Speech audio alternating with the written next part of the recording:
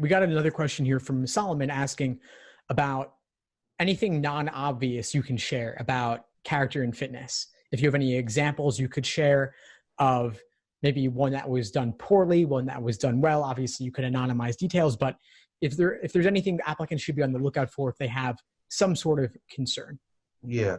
Well, I mean, there's so many specific things that could be that could have happened to somebody, and I think that I'm trying to think how I can best help somebody who might be thinking that. I mean, I've seen, as you can imagine, having done this for more than 20 years, I've seen many things. Let me say this: if we admit people who have character and fitness issues. If we didn't admit anybody who was ever found violating like a minor in possession or who drank alcohol underage,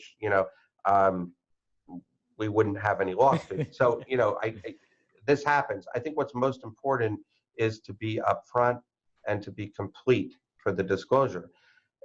I guess an example which comes to mind, which has happened, I guess, frequently enough that it comes to mind, is somebody who perhaps has had multiple infractions of the same nature and doesn't really seem to be taking responsibility for it, and maybe just sort of brushes it off.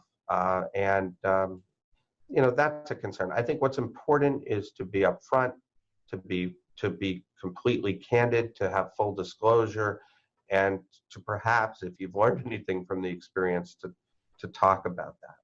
Well, thank you for that. So it sounds I like hope that helps. No, I think it does. I would imagine that it does. I think you're sharing that you want people to take ownership and take responsibility and give you some reason to believe that it won't happen again. Exactly. You summed it up very well. Thanks. No, I'm thinking I get a lot of questions from folks around things like plagiarism or underage drinking or possession of some kind, typically nonviolent things, even things like traffic offenses. Yeah, absolutely. And we've admitted people who have had all of those offenses. So the problem comes in where somebody doesn't provide full disclosure or just doesn't explain it in such a way that satisfies the admissions committee that this is not a serious problem. Right.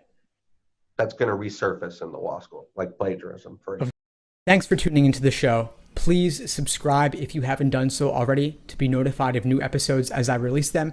And feel free to reach out if you need anything at all as you move forward with your prep. I'm happy to help however I can.